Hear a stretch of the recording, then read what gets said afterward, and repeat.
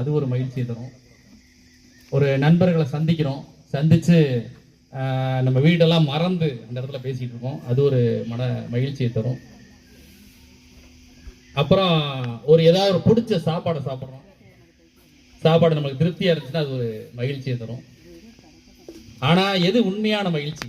ஏன்னா நிறைய அதெல்லாம் ஒரு இந்த சிற்றின்பம் பேரின்பம் மாதிரி ஒரு சிற்றின்பம் அது ஆனா எது உண்மையான மகிழ்ச்சி அப்படின்னா, நம்ம சம்பாரிச்ச பணத்துல இருந்து ஒரு 100 ரூபாய் சம்பாரிச்சதுல இருந்து ஒரு 5 ரூபாய் இல்லாதவங்களுக்கு கொடுத்து உதவி, அதுல இருந்து கிடைக்கிறதுல ஒரு மகிழ்ச்சி, அதுதான் சிறந்த மகிழ்ச்சி.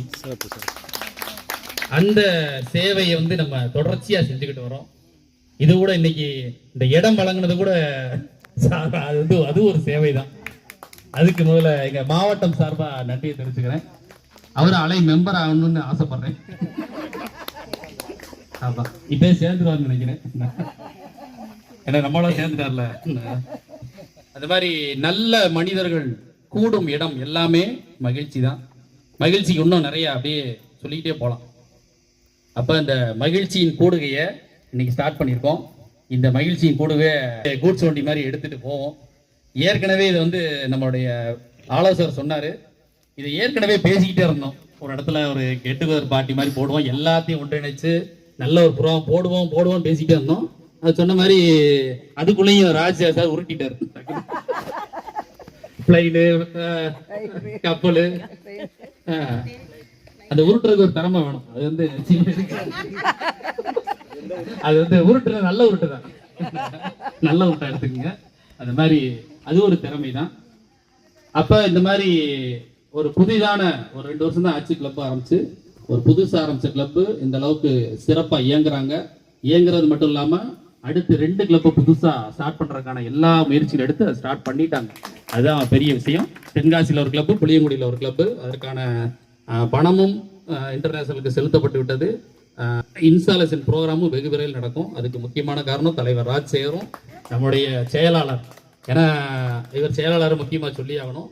எல்லா ப்ரோக்ராமுக்கும் அலைன்ஸ் மட்டும் கிடையாது, சிறுவத்தூர் நடக்கிற எனக்கு தெரிஞ்சு பெரும்பாலான ப்ரோக்ராம் சாரோடைய ஸ்கூல்ல தான் நடக்குது.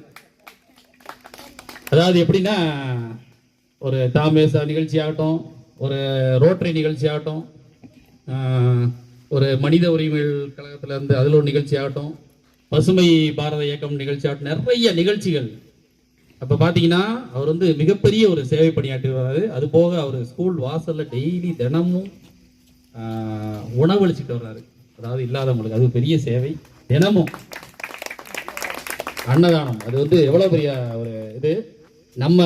அப்ப நம்மளுடைய இந்த மகிழ்ச்சியின் கூடுகை இருக்குல்ல, ஏற்கனவே அவர் அதை மகிழ்ச்சியை செஞ்சுக்கிட்டு இருக்காரு. அதுதான்.